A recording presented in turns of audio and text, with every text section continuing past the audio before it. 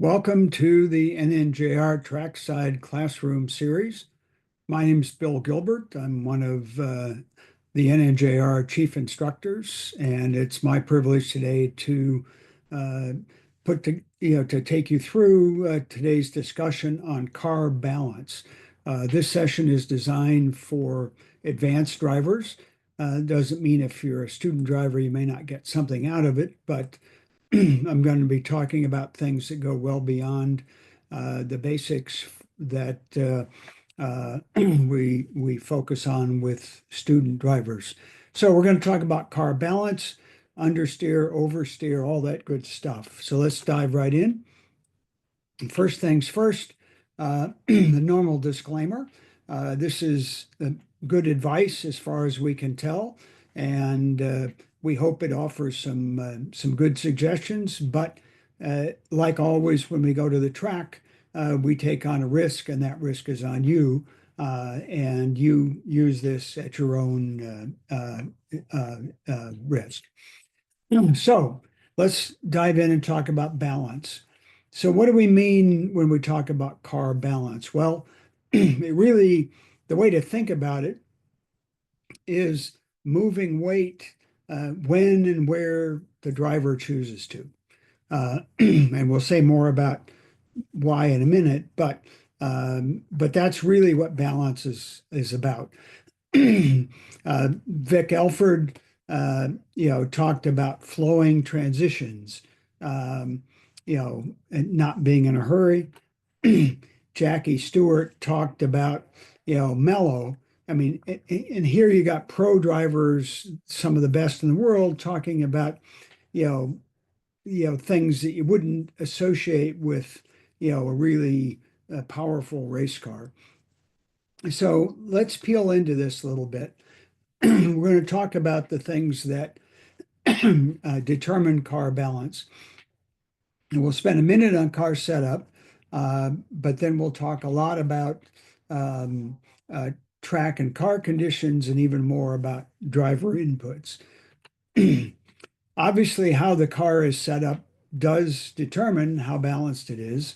And the good news is that most of our modern Porsches are set up very well indeed by Porsche, which means most of the cars that we're driving have good, actually, most people would say very good handling.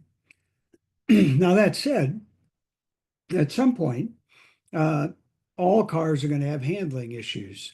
And if you put a pro in your car and ask them to drive it at the limit, they'll come back and tell you, something that could be improved, most likely. However, most of us aren't pros. And if you can't feel or find what those issues are, then, please just focus on driving. It's not the car. And the second thing is, we can't judge, how well or poorly the car is set up until we're very consistent. If we can't drive consistent laps and then, determine, oh, in this corner, the car is consistently understeering, then if we can't do that, again, just drive the car.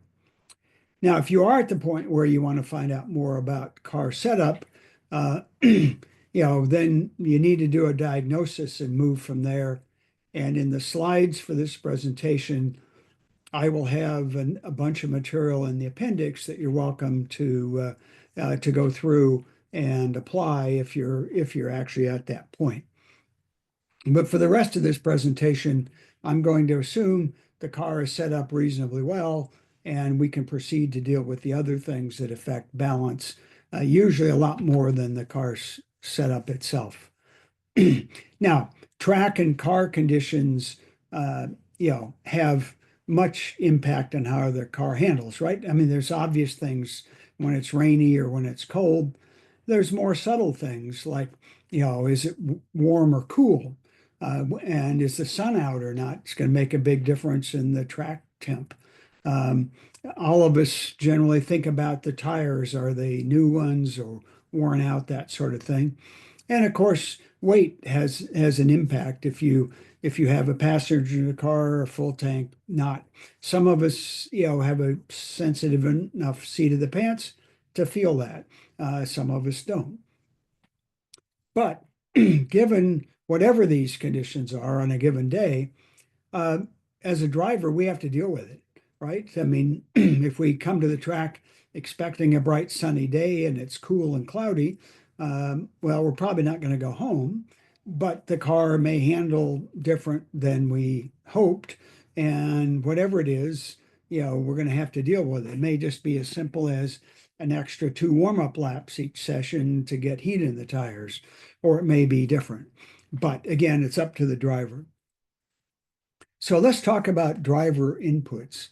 I want to come back to this whole idea of weight transfer, um, because weight transfer, or if you're an engineer and you want the correct answer, it's load transfer, is inevitable, right? I don't care whether you're driving a Formula One car or a basic sedan or anything in between, we can't turn or brake or anything else without moving weight around. However, moving weight suddenly is bad, for lots of reasons. And that's why the comments about smoothness before, come in. Weight should move smoothly and once in any given corner or brake zone or whatever. And interestingly, less weight transfer is better. And the reason you see in the slide here, in the graph rather, that the that traction is directly proportional to vertical load, right, to weight, or almost. It's not quite.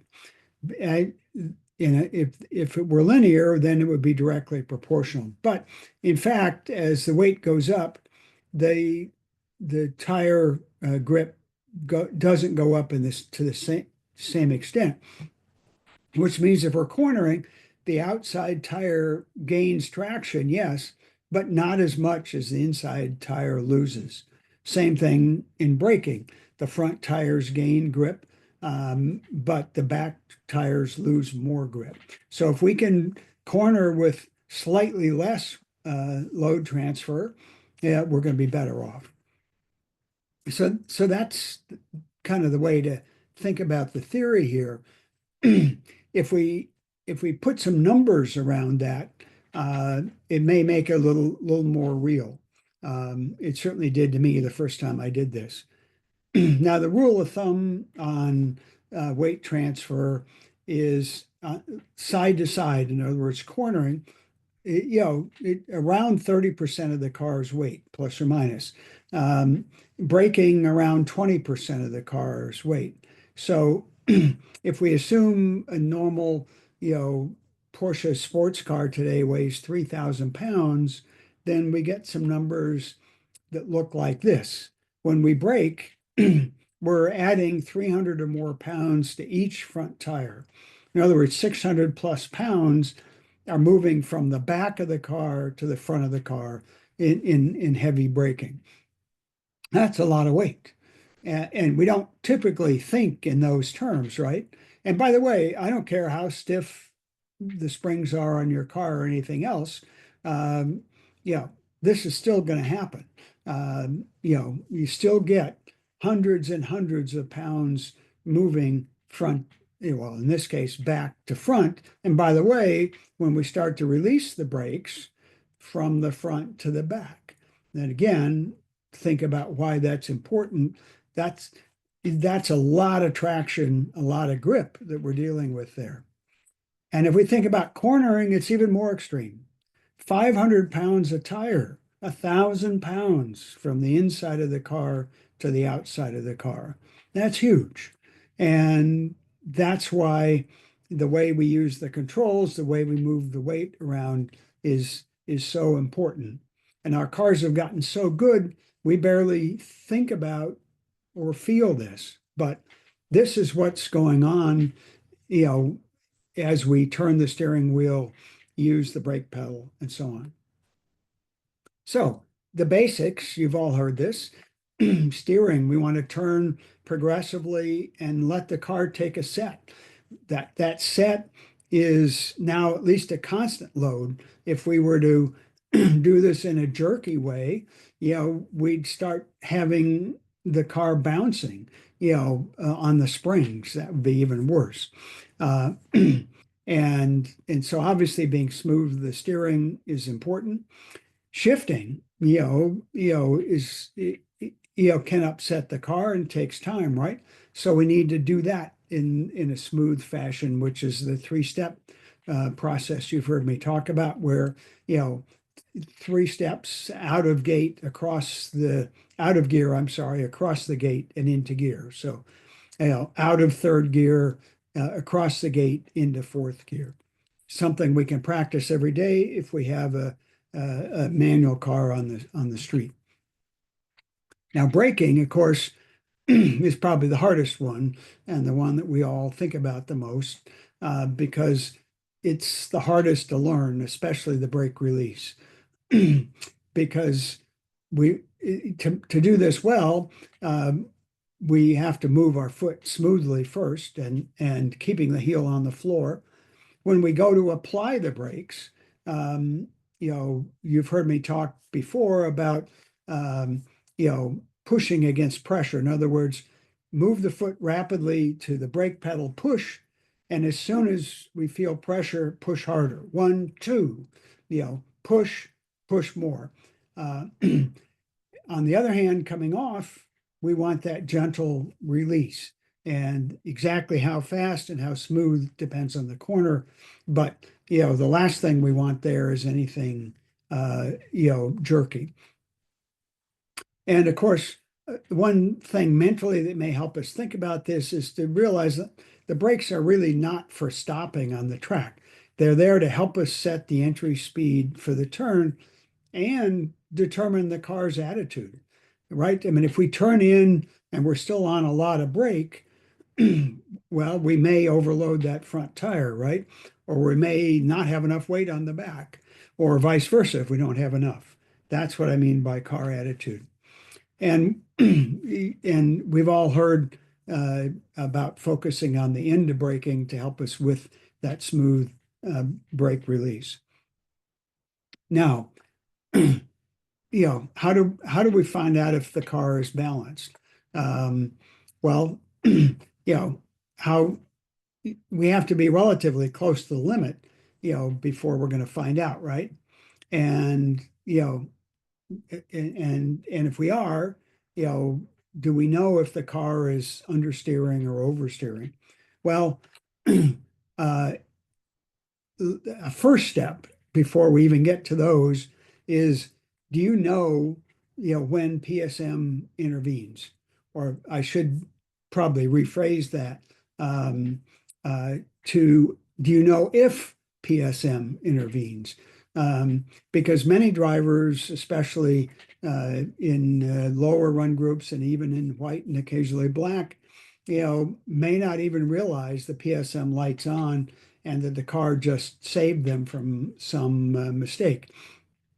So always make sure you understand what's going on with the PSM and any other nannies that the car has. Well, with that in mind, how do we sense what the car is doing? Well, it's a learned skill. And obviously we can do car control clinics and skid pads and so on.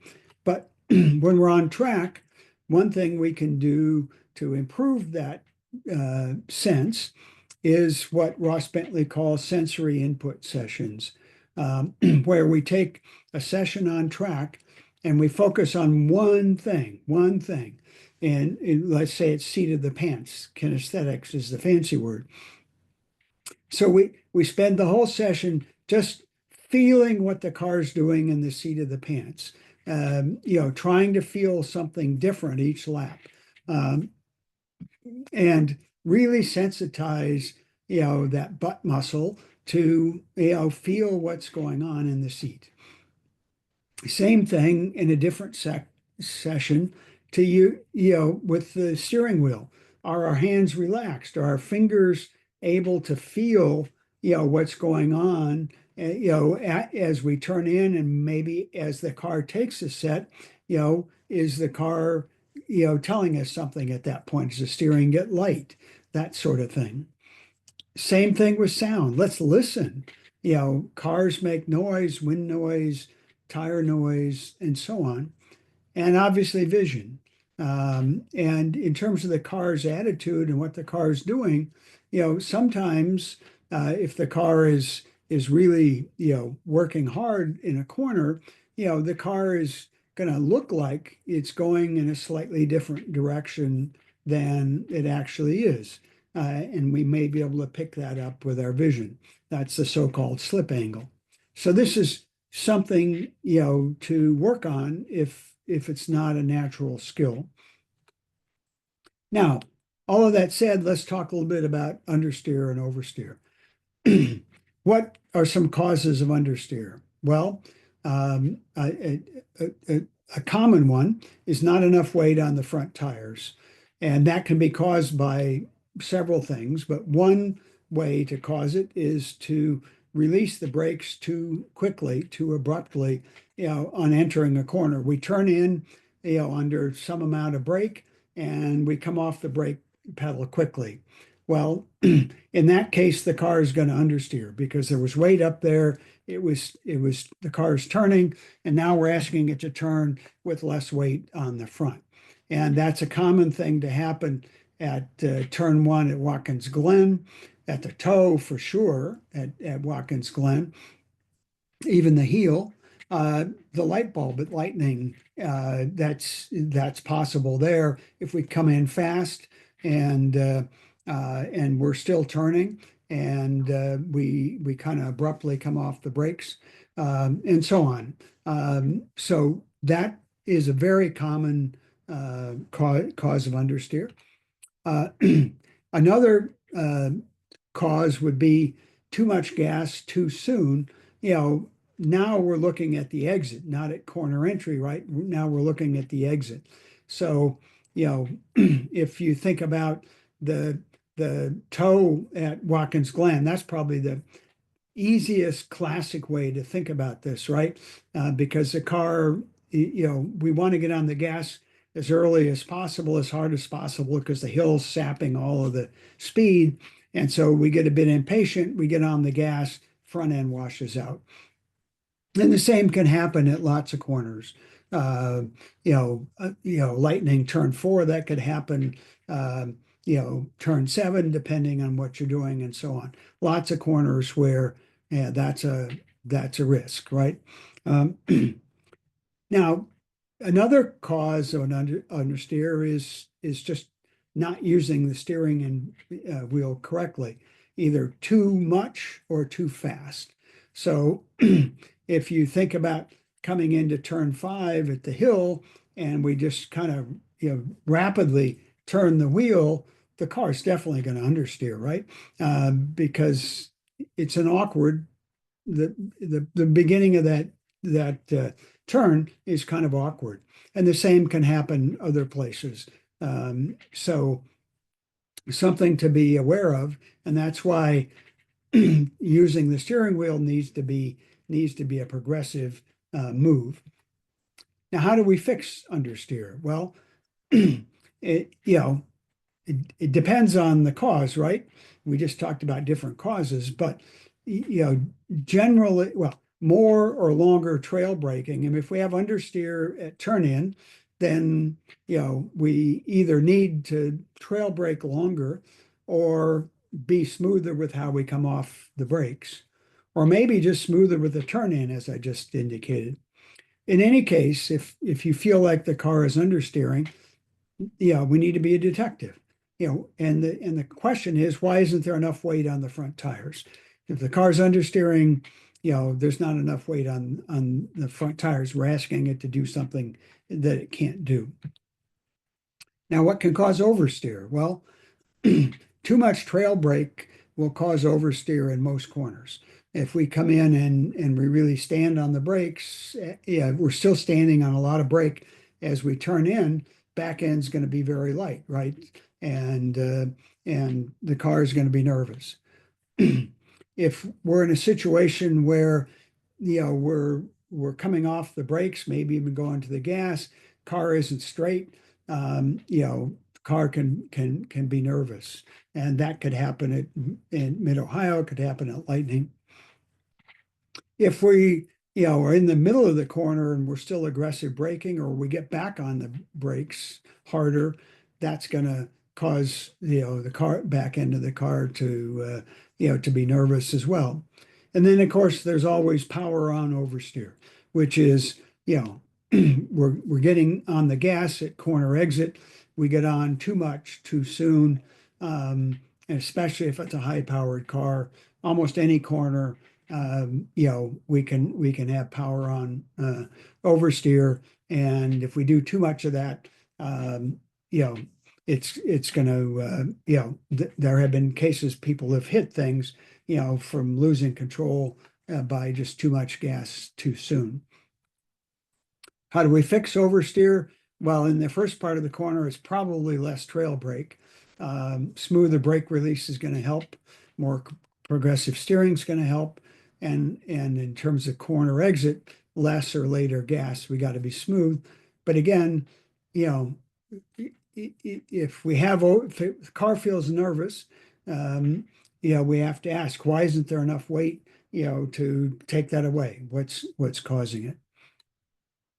One thing to remember here, I love, this is a way to kind of summarize understeer and oversteer.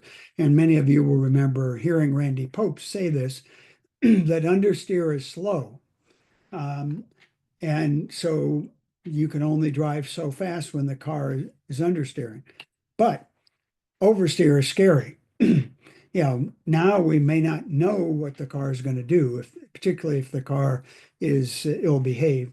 If you read some of the stories about drivers back in the day and some of the cars they drove that were legitimately, would scare a world-class driver. Hopefully none of us are driving those, but yes, oversteer can be scary if we're not ready for it. So to summarize, car balance, it's all about moving weight around, doing it when and where you choose to do so. Do it in a smooth way. Strive to be, calm and mellow, like is said here. To summarize, we talked about what determines balance: car setup, track and car conditions, and most importantly, driver inputs. Most of our cars are set up well, but we move lots of weight around on the track, and we need to be aware of that and how that affects our driving. The better we're at managing that weight transfer, the more traction we're going to have. And if it's not working the way you want, try to be a weight transfer detective. Figure out what's going on. Why is there not enough weight on the front or the back? That sort of thing. So I hope you found this useful. If you have any questions, feel free to email me, gilbert4@rcn.com. Questions and comments are always welcome. And I encourage you to find me at the track and ask any questions you have. And I hope to see you at the track soon, and that you have a great time at your next track, and that you're able to maybe put a few of these tips to work and learn a little bit more about how your car is balanced or isn't, if that's the case, and what you can do about it. Again, thank you for watching. I look forward to seeing you at your next track day, and have a great afternoon.